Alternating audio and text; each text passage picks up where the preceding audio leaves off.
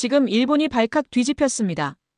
일본 공영방송 NHK에서 방영된 단 8분짜리 한국 특집 다큐멘터리 79%의 시청률 달성하며 거의 모든 일본인이 시청했습니다. 방송이 끝나자마자 일본 전역의 댓글창이 폭주했습니다. 이건 우리가 알던 한국이 아니다.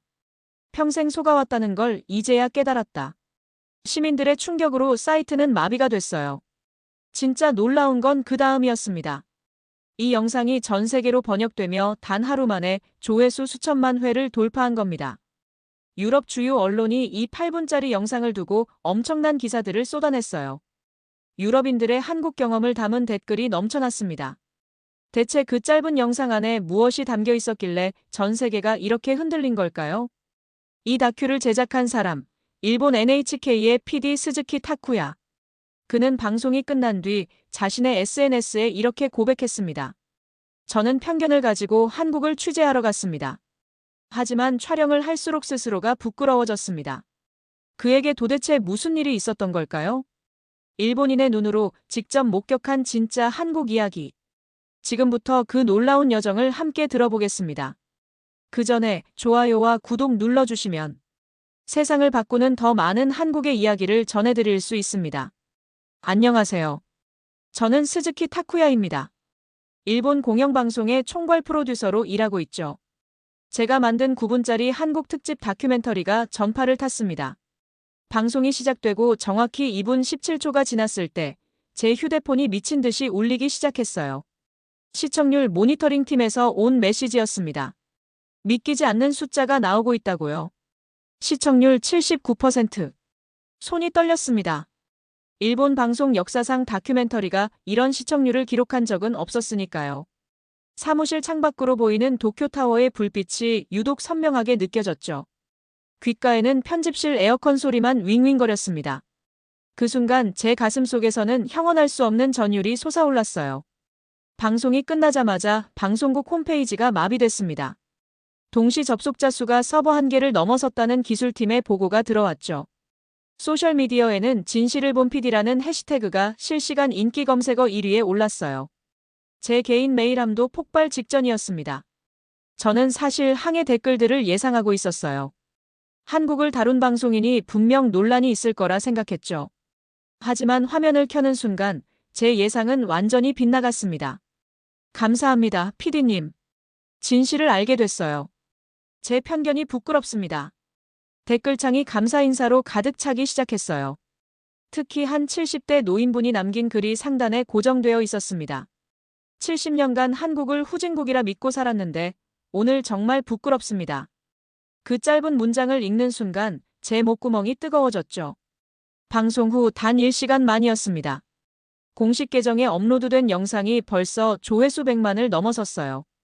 24시간이 지나자 그 숫자는 1000만을 돌파했죠. 제 20년 방송 인생에서 본 적 없는 속도였습니다. 다음 날 아침 해외 언론들이 움직이기 시작했어요. 미국 언론은 편견의 벽을 무너뜨린 일본 방송이라는 제목으로 보도했고 영국 방송사는 9분이 만든 기적이라고 표현했죠. 프랑스와 독일 언론도 앞다퉈 이 소식을 전했습니다. 유럽 시청자들의 반응이 특히 인상적이었어요. 프랑스의 한 여성은 이렇게 댓글을 남겼죠. 파리에서 만난 한국 관광객의 친절함이 떠올라 눈물이 났어요. 독일 남성은 서울 지하철에서 저를 도와준 청년이 생각나서 다시 한국에 가고 싶어졌다고 썼습니다. 스페인 시청자는 영상 속 사람들의 눈빛이 진심이었다며 한국이 그립다는 메시지를 남겼어요. 일본인들의 고백도 쏟아졌습니다. 가까운 나라지만 한 번도 제대로 본 적이 없었다는 자성의 목소리가 대부분이었어요. 평소 한국은 시끄럽고 무질서하다고 믿던 한 회사원은 직접 가서 확인해야겠다며 항공권을 예매했다고 댓글을 남겼죠. 방송 이튿날의 상황은 더욱 놀라웠습니다. 일본 전역의 한국어 학원 사이트가 접속 폭주로 서버가 다운됐어요. 수강 신청자가 하루 만에 10배로 증가했다는 보고가 들어왔죠.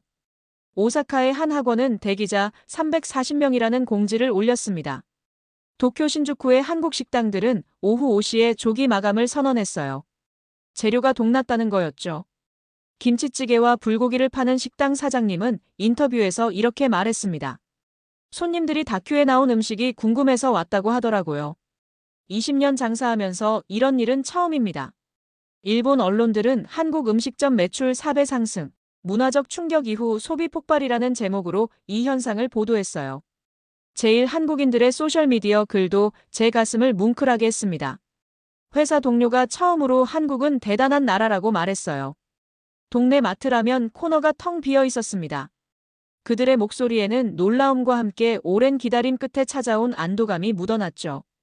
새벽, 저는 여전히 사무실에 남아 있었습니다. 불을 끄지 못한 채 모니터만 바라보고 있었어요. 화면에는 숫자들이 계속 올라가고 있었죠. 조회수 1000만, 좋아요 68만, 댓글 23만. 저는 조용히 속삭였습니다. 이건 내가 만든 방송이 아니야. 세상이 진실을 본 거야. 그 순간 제가 느낀 감정은 충격과 전율, 그리고 약간의 혼란이었어요. 하지만 저는 알고 있었습니다. 이 모든 게 절대 우연이 아니라는 걸. 이 영상을 만들기 전까지 저 역시 다르지 않았습니다. 한국에 대한 편견, 오만으로 진실을 보려 하지 않았죠. 제가 달라진 건 한국에서의 체험 때문이었어요. 그 경험이 제 인생을 바꿨고 결국 일본 전체를 움직이게 만든 겁니다. 사실 이 다큐멘터리를 기획했을 때 제 의도는 전혀 달랐습니다. 솔직히 말해 한국의 실체를 까발리고 싶었습니다. 기획회의실에서 저는 동료들에게 이렇게 말했어요. 요즘 일본에서 한국 이야기가 너무 자주 들리는 게 못마땅합니다. 한륜이 뭐니 하면서 젊은 세대들이 환상에 빠져 있어요. 제 목소리에는 확신이 가득했죠. 회의실 벽에 걸린 화이트보드를 가리키며 말을 이었습니다. 한국의 진짜 모습을 보여주겠습니다. 포장된 이미지가 아닌 날 것 그대로를요. 보드에는 이미 제가 적어놓은 항목들이 빼곡했어요.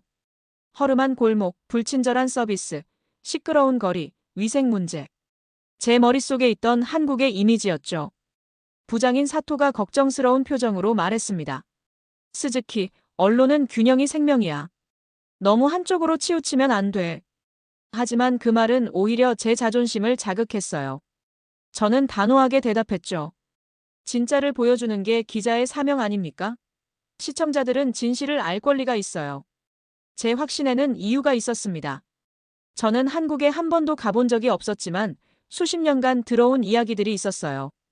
선배들이 전해준 한국의 모습, 인터넷에서 본 부정적인 기사들, 그리고 무엇보다 제 안에 뿌리 깊게 박힌 우월감이 있었죠. 팀 구성도 의도적이었습니다.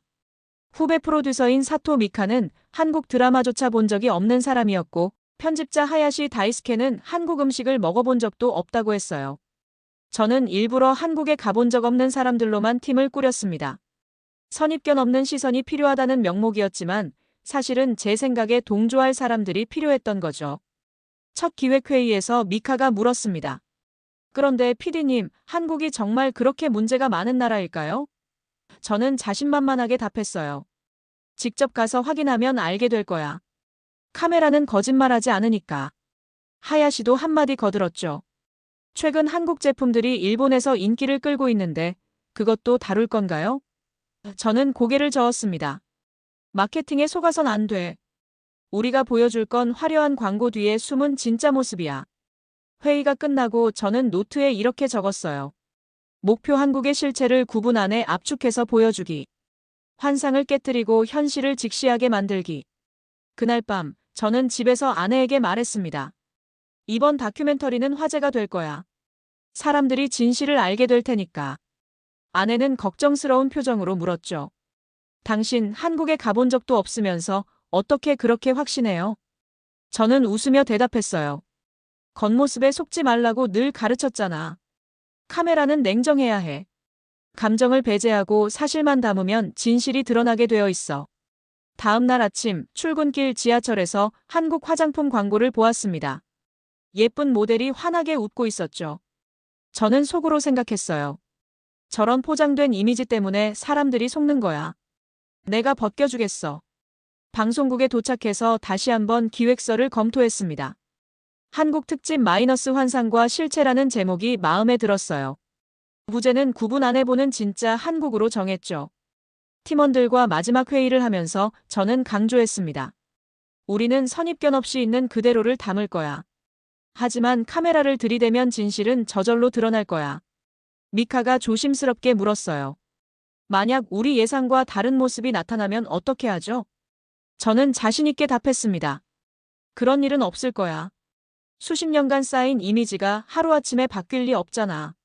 노트를 덮으며 저는 중얼거렸습니다. 9분이면 충분해. 허상은 오래 못 가니까. 그때의 저는 정말로 확신에 차 있었어요. 한국을 직접 본 적도 없으면서 제가 아는 게 전부인 줄 알았죠. 제 안의 오만함이 얼마나 컸는지, 그리고 그것이 얼마나 부끄러운 일인지 곧 알게 될 거라곤 상상도 못했습니다. 인천공항에 도착한 순간부터 뭔가 달랐습니다. 하지만 저는 인정하고 싶지 않았어요. 공항은 어느 나라나 외국인용 포장 무대일 뿐이야. 저는 팀원들에게 일부러 큰 소리로 말했습니다. 하지만 깨끗하고 현대적인 시설, 직원들의 유창한 일본어 안내에 내심 놀랐죠. 입국 심사대에서 직원이 일본어로 안녕하세요, 어서 오세요라고 인사했을 때 저도 모르게 깊숙이 고개를 숙였어요. 공항에서 나와 택시를 탔습니다. 서울 도심으로 가는 길, 저는 카메라를 켜고 차창 밖을 촬영하기 시작했어요. 무질서한 교통체증, 난폭 운전, 그런 장면들을 기대했죠. 하지만 도로는 놀라울 정도로 정돈되어 있었고 차들은 질서 있게 움직였습니다. 택시기사 아저씨가 백미러로 저를 보며 물었어요. 일본에서 오셨어요? 무슨 촬영하시나요? 저는 약간 도발적으로 물었습니다. 서울 교통은 늘 혼잡하다고 들었는데 오늘은 특별히 한가한가요? 기사 아저씨가 웃으며 답했어요. 요즘은 앱으로 실시간 교통 정보를 다 볼 수 있어요. 막히는 길은 미리 피해서 가죠. 일본보다 더 편할걸요? 그 말에 저는 말문이 막혔습니다. 제가 상상했던 혼잡하고 무질서한 서울의 모습은 어디에도 없었어요. 호텔에 도착했을 때도 마찬가지였습니다. 로비에 들어서자 직원이 일본어로 어서 오세요, 스즈키님. 기다리고 있었습니다. 라고 인사했어요. 제 이름을 어떻게 알았는지 놀라서 물어보니 예약 정보를 미리 확인했다고 했죠. 체크인을 하면서 저는 일부러 까다롭게 굴었습니다. 방은 조용한 곳으로, 에어컨 온도는 정확히 24도로 맞춰주세요. 그리고 내일 아침 7시 정각에 모닝콜 부탁합니다. 직원은 전혀 짜증내지 않고 미소 지으며 답했어요. 물론입니다. 편안한 밤 되세요. 다음 날 아침 호텔 조식당에서 저는 더욱 까다로운 주문을 했습니다. 커피는 미지근하게, 계란은 반숙으로, 토스트는 살짝만 구워주세요. 젊은 직원이 당황할 거라 예상했지만 그녀는 밝게 웃으며 알겠습니다. 잠시만 기다려주세요라고 답했어요. 정확히 제가 주문한 대로 음식이 나왔고 맛도 훌륭했습니다. 제가 일부러 접시에 음식을 남기고 일어서자 직원이 걱정스럽게 다가왔어요. 입맛에 안 맞으셨나요? 다른 걸로 바꿔드릴까요? 저는 어색하게 고개를 저었습니다. 아니에요, 배가 불러서. 거리 촬영을 시작했을 때도 예상과 달랐어요. 명동 거리는 깨끗했고 사람들은 질서 있게 걸었습니다. 쓰레기는 거의 보이지 않았고 거리 곳곳에 쓰레기통과 재활용 분리수거함이 설치되어 있었죠. 저는 일부러 길을 물어보기로 했습니다. 불친절한 반응을 기대하면서요. 하지만 제가 말을 걸었던 모든 사람들이 발걸음을 멈추고 친절하게 알려줬어요. 한 대학생은 자신이 가던 방향이 아닌데도 제가 그쪽으로 가는 길이니 같이 가시죠라며 안내해줬습니다. 한 아주머니는 제가 들고 있던 무거운 장비를 보고 힘드시겠네요. 택시 타는 곳까지 안내해드릴게요 라고 했어요.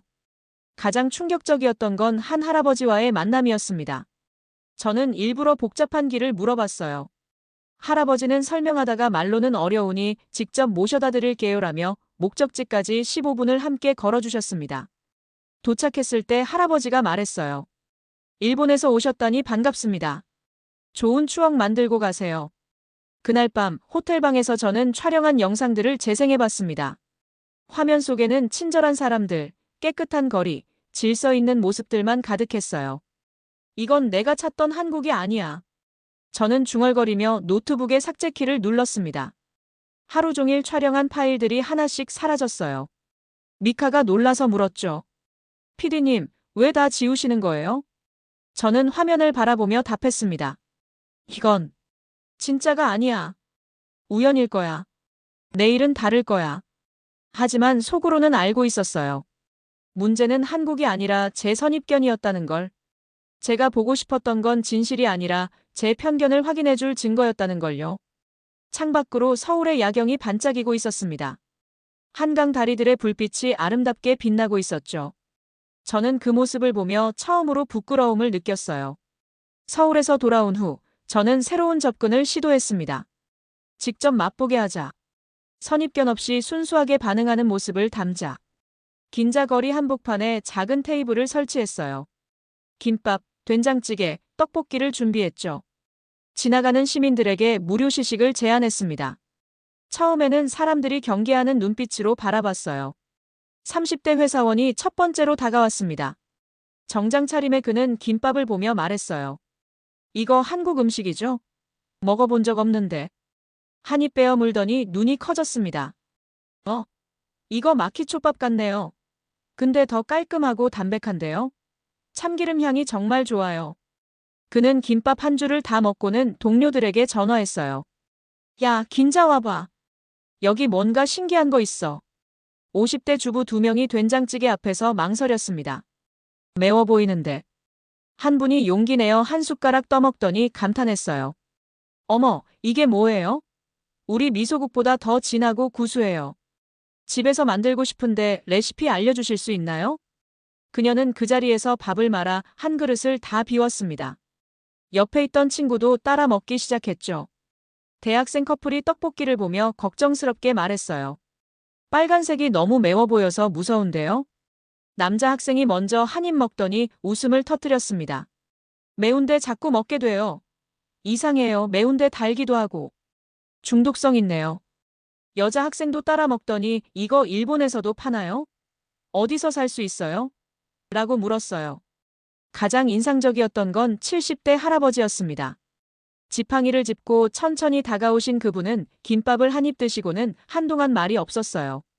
평생 한국을 무시했는데. 내가 무지했소. 할아버지는 눈시울을 붉히며 말을 이었습니다. 전쟁 때부터 한국은 못 사는 나라라고만 배웠어요. 그런데 이 맛을 보니 얼마나 풍부한 문화가 있는지 알 것 같소. 주변에 사람들이 모여들기 시작했어요. 우리도 먹어볼래요. 저것도 한국 음식이에요? 우와, 냄새가 좋네요. 줄이 길게 늘어섰습니다. 준비한 음식이 금세 동났어요. 사람들은 아쉬워하며 내일도 하나요? 어디 가면 먹을 수 있어요? 라고 물었죠. 한 중년 남성은 떡볶이를 먹으며 말했습니다. 한국 드라마에서 맨날 이거 먹던데 왜 그런지 알겠네요. 스트레스 받을 때 먹으면 좋겠어요.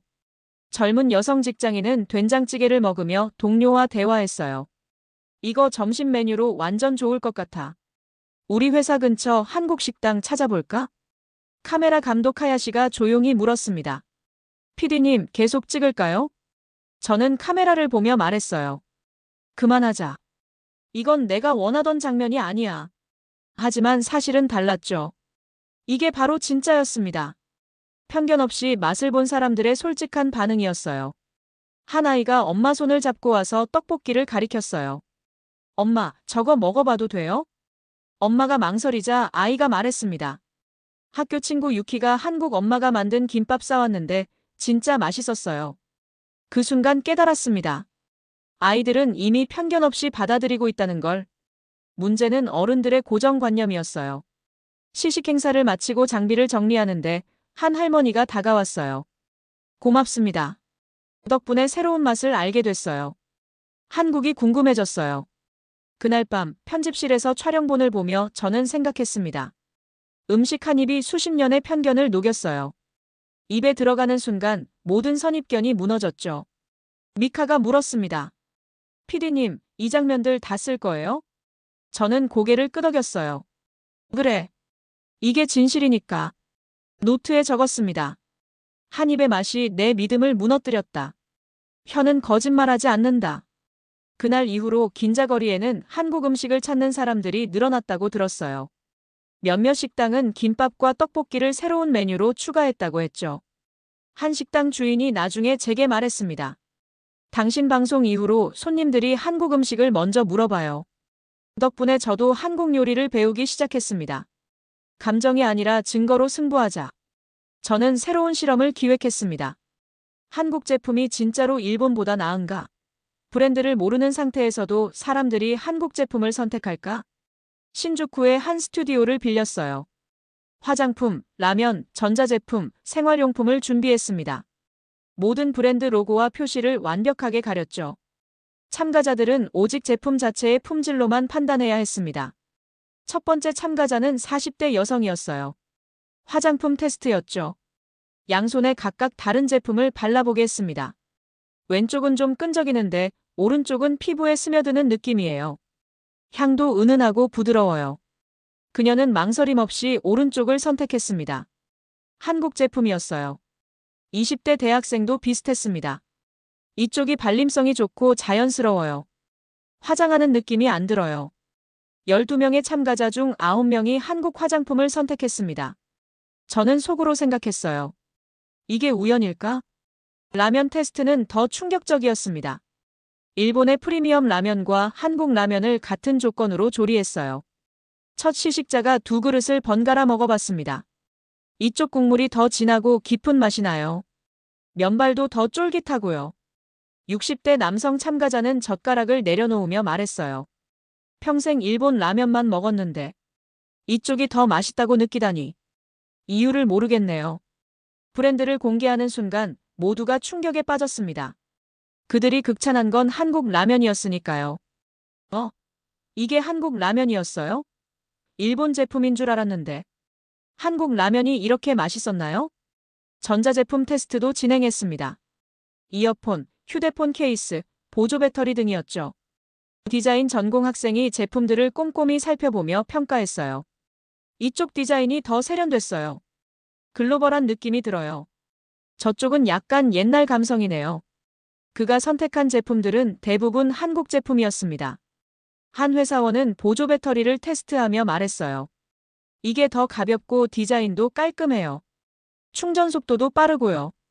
저는 노트에 계속 기록했습니다. 세련됨, 직관적, 감성적 접근, 사용자 중심 설계. 한 주부는 주방용품을 비교하며 감탄했어요. 이쪽이 손잡이도 편하고 무게도 적당해요. 디테일이 살아있네요. 최종 집계 결과가 나왔습니다. 전체 테스트에서 한국 제품이 73%의 선택을 받았어요. 저는 결과표를 내려다보며 중얼거렸습니다. 이건 내가 편집으로 바꿀 수 없는 진실이군. 한 참가자가 테스트가 끝난 후 제게 다가왔어요. 솔직히 말씀드리면 저는 한국 제품을 별로 안 좋아했어요. 일본 제품이 무조건 좋다고 믿었죠. 그런데 오늘 제 선택을 보니 편견이었네요. 또 다른 참가자는 이렇게 말했습니다. 브랜드를 모르니까 오히려 정직하게 고를 수 있었어요. 이제야 제품 자체를 본 것 같아요. 젊은 여성 참가자가 물었어요. 한국은 언제부터 이렇게 좋은 제품을 만들었나요? 제가 모르고 있었던 건가요? 저는 대답할 수 없었습니다. 저도 몰랐으니까요. 테스트를 도와준 스태프가 조용히 말했어요. PD님, 이 결과 그대로 방송에 내보낼 건가요? 그래야지. 숫자는 거짓말하지 않으니까. 그날 밤, 저는 데이터를 다시 분석했습니다. 연령별, 성별, 직업별로 나눠봐도 결과는 비슷했어요. 한국 제품이 품질에서 앞서고 있었죠. 미카가 물었습니다. 이런 결과가 나올 줄 알았어요? 저는 고개를 저었어요. 아니. 하지만 이게 현실이야. 우리가 몰랐던, 아니 인정하고 싶지 않았던 현실. 하야시가 덧붙였죠. 일본이 모든 면에서 앞선다는 생각 자체가 착각이었나 봐요. 저는 창밖을 바라보며 생각했습니다. 진실은 숫자마저 이긴다고. 하지만 이번엔 숫자가 진실을 말하고 있었어요. 노트 마지막 장에 적었습니다. 데이터는 편견을 모른다. 오직 사실만을 보여줄 뿐이다. 이 테스트 결과는 제 안의 마지막 자존심마저 무너뜨렸어요. 하지만 동시에 해방감도 느꼈습니다. 더 이상 거짓된 우월감에 매달릴 필요가 없었으니까요. 이제 직접 한국을 다녀온 사람들의 이야기를 들어보자고 제안했습니다. 실제 경험자들의 목소리가 필요했어요. 시부야 거리에서 인터뷰를 시작했습니다. 첫 번째로 만난 건 30대 직장 여성이었어요. 한국요? 가까워서 그냥 주말에 다녀왔어요. 솔직히 별 기대 없었는데 생각보다 깨끗하고 음식도 맛있었어요. 특히 카페들이 정말 예뻤어요. 50대 부부를 만났습니다. 아내가 먼저 말했어요. 결혼 30주년 기념으로 갔어요.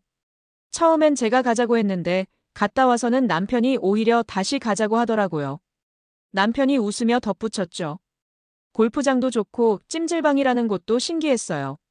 사람들도 친절하고 일본이랑 비슷한 듯 다른 게 매력적이더군요. 대학생 커플도 인터뷰했습니다. 교통이 진짜 편해요. 지하철 와이파이도 빵빵하고 어디서나 카드 결제가 되고 일본보다 디지털화가 더 잘 되어 있더라고요. 70대 할머니의 이야기는 특히 감동적이었어요. 혼자 갔다가 명동에서 길을 잃었어요. 경찰관한테 물어봤는데 일본어를 못하시더라고요. 그런데 핸드폰 번역기 쓰면서 호텔까지 직접 데려다 주셨어요. 너무 고마웠죠. 40대 사업가는 비즈니스 관점에서 이야기했습니다. 한국 기업들은 추진력이 있어요. 결정이 빠르고 실행력이 강해요. 일본은 회의만 길게 하는데 거기선 바로바로 진행돼요. 그때 유창한 한국어를 구사하는 일본 유학생이 다가왔어요. 야마구치 리나라고 자기소개를 했죠. 왜 한국어를 배우게 됐나요? 제가 물었습니다. 리나는 잠시 생각하더니 천천히 말하기 시작했어요. 일본에서는 사회생활하면서 진짜 친구를 사귀기 어려워요. 모두가 벽을 쌓고 있죠. 겉으로는 친절하지만 속마음은 보여주지 않아요. 그녀의 표정이 진지해졌습니다. 회사 회식 때 한 번 술 마시고 내일부터 말 편하게 하자고 약속해도 다음날 출근하면 다시 존댓말이에요. 거리감이 그대로예요. 리나는 눈을 빛내며 계속했어요. 그런데 한국 사람들은 달라요. 한 번 친구가 되면 진짜 친구가 돼요. 진심으로 관심을 가져주고 마음을 열면 끝까지 함께해요. 힘들 때 진짜로 걱정해주고 좋은 일 있으면 자기 일처럼 기뻐해요. 저는 고개를 끄덕이며 메모했습니다. 사회적 거리 대 인간적 거리. 리나가 미소 지으며 덧붙였어요. 한국 친구들과 있으면 편해요. 나 자신을 감추지 않아도 되니까요. 일본에서는 늘 패기치지 않기 눈치 보기를 해야 하는데 한국에서는 그냥 나로 있어도 돼요. 그래서 어떻게 하실 건가요? 졸업하면 한국에서 일할 거예요. 이미 회사도 정했어요. 부모님은 반대하시지만 제 인생이니까요. 리나와의 인터뷰를 마치고 저는 하늘을 바라봤습니다. 구름 한 점 없는 맑은 하늘이었죠. 또 다른 여행자를 만났어요. 은퇴한 교사였습니다. 40년간 학생들에게 일본이 최고라고 가르쳤어요. 그런데 한국 가서 보니 제가 틀렸더군요. 특히 젊은이들의 활력이 대단해요. 우리가 잃어버린 것들이 거기 있었어요. 한 주부는 이렇게 말했습니다. 한국 시장에서 아주머니들이 일본어로 말 걸어주시는데 정이 넘치더라고요. 덤도 많이 주시고 일본에선 느낄 수 없는 따뜻함이었어요. 젊은 회사원은 색다른 관점을 제시했어요. 한국 회사원들 보니까 야근도 많이 하고 힘들어 보이긴 한데 뭔가 살아있다는 느낌이었어요. 열정이 있달까? 일본 회사는 조용하지만 죽어있는 느낌이거든요. 인터뷰를 마치고 저는 노트 마지막 장에 썼습니다. 가본 사람은 긍정적, 안 가본 사람은 부정적. 답은 경험 안에 있다. 그날 저녁 집에 돌아와 아내에게 말했어요. 한국에 대해 완전히 잘못 알고 있었어. 우리가 만든 이미지 속에 갇혀 있었던 거야. 아내가 물었습니다. 그럼 이제 어떻게 할 거예요? 진실을 보여줘야지. 있는 그대로. 그날 밤 저는 처음으로 편안하게 잠들었습니다. 무거운 짐을 내려놓은 것 같았어요. 국가의 차이가 아니라 마음의 차이였습니다. 우리가 마음의 문을 닫고 있었을 뿐이었어요. 호텔 방 창가에 서서 도쿄의 야경을 바라봤습니다. 불빛들이 끝없이 펼쳐져 있었지만 제 마음은 어둠 속을 헤매고 있었어요. 맘새 고민했습니다. 감출까 보여줄까.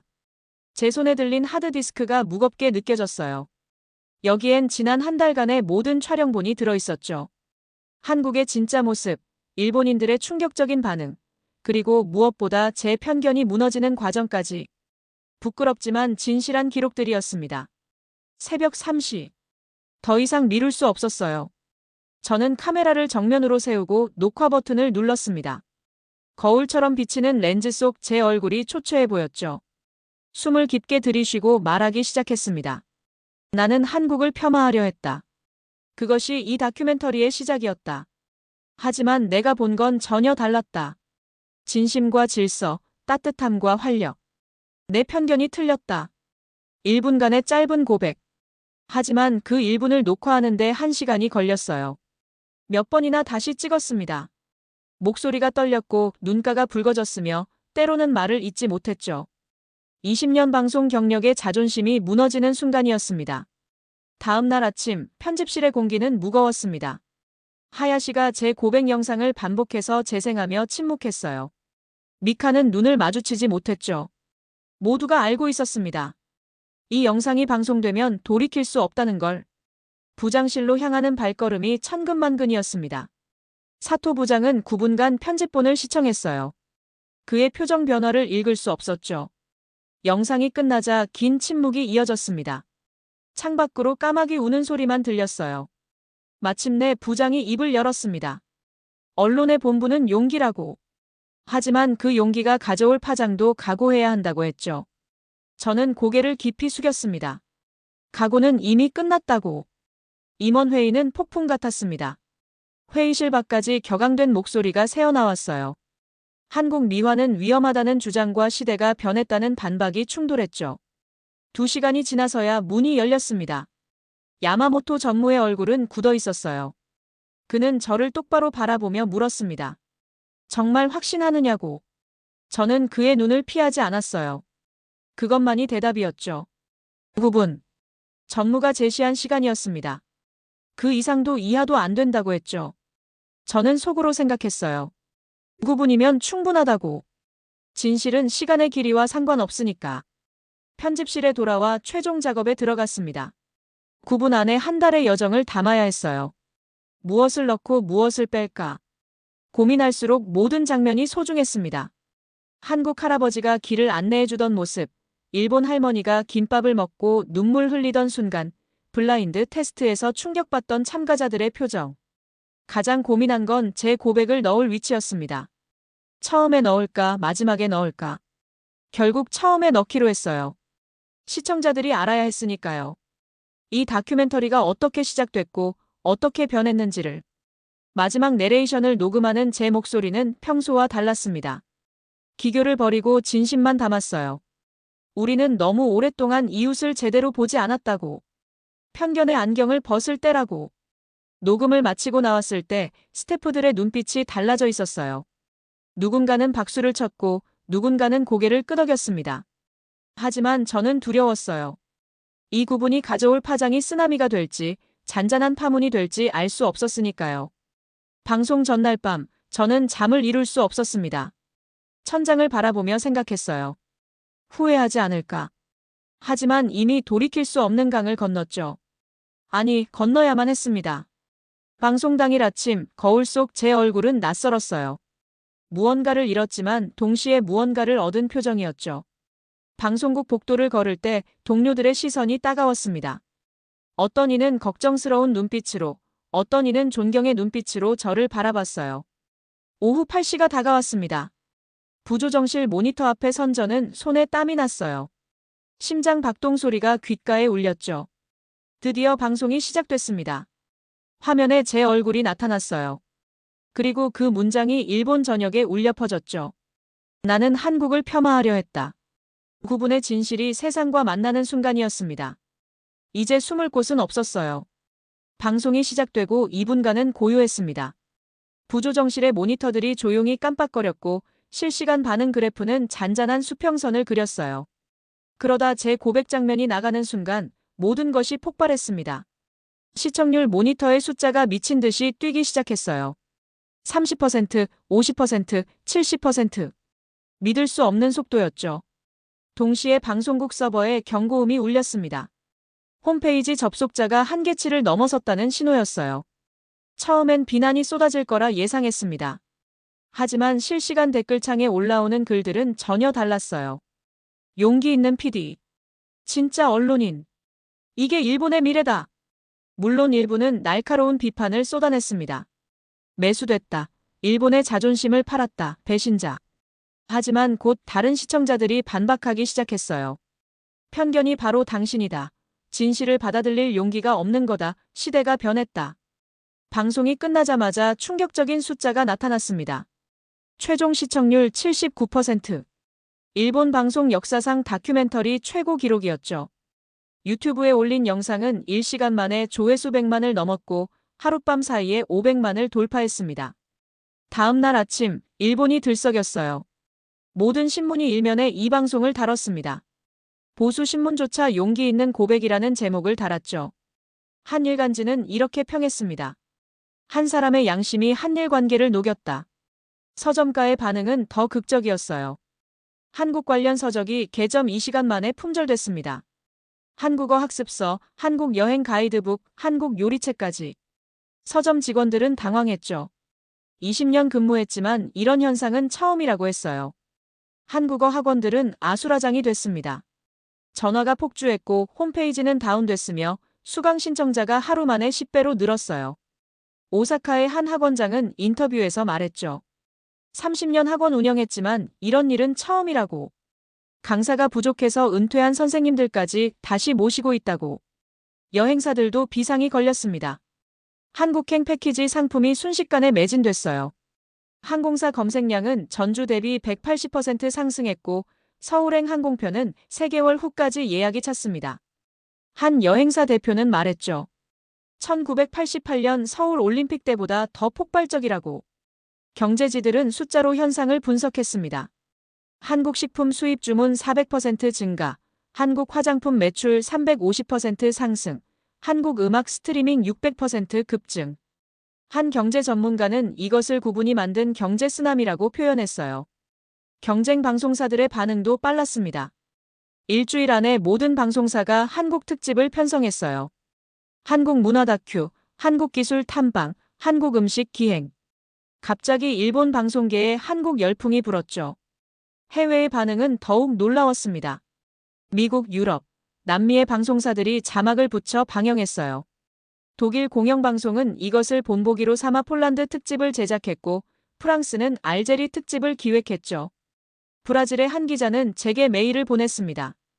당신이 세계 방송계의 새로운 기준을 만들었다고. 미국의 한 대학 교수는 이 영상을 저널리즘 윤리 수업 교재로 사용하기 시작했어요. 편견을 인정하고 진실을 추구하는 것이 진정한 저널리즘이라며 학생들에게 가르쳤다고 했죠. 제1한국인 커뮤니티에서는 감동의 물결이 일었습니다. 수십 년간 받아온 차별과 무시가 하루아침에 사라진 건 아니지만 분명 뭔가 달라졌다고 했어요. 회사 동료들이 한국 음식을 먹으러 가자고 제안하고 이웃들이 한국어를 배우고 싶다며 다가왔다고. 방송 일주일 후 저는 세계방송 포럼에 초청받았습니다. 무대에 올라서는 순간 수백 명의 방송인들이 기립박수를 보냈어요. 제 다리가 떨렸습니다. 마이크를 잡고 말했어요. 진실은 언어보다 빠르다고. 한 사람의 용기가 세상을 바꿀 수 있다고. 9분이면 충분하다고. 강연이 끝나고 한 기자가 물었습니다. 가장 큰 변화가 무엇이냐고. 저는 잠시 생각하다 답했어요. 나 자신이 변했다고. 세상을 보는 눈이 바뀌었다고. 그것이 가장 큰 기적이라고. 그날 밤 호텔방에서 창밖을 바라봤습니다. 도쿄타워가 반짝이고 있었어요. 같은 풍경인데 다르게 보였죠. 이제 저는 알았습니다. 직접 보지 않고 판단하지 말라는 것. 그것이 편견 없는 세상의 첫걸음이라는 것을. 그분의 용기가 세상을 바꿨습니다. 아니, 어쩌면 세상은 이미 준비되어 있었는지도 모릅니다. 단지 누군가 먼저 문을 열기를 기다렸을 뿐. 영상 재밌게 시청하셨나요? 좋아요와 구독으로 칭찬을 보내주세요. 제게 큰 힘이 됩니다. 한국에 대해 자랑하는 댓글을 써주세요. 대한민국의 위상에 힘을 더해주세요. 다음 영상으로 찾아뵙겠습니다.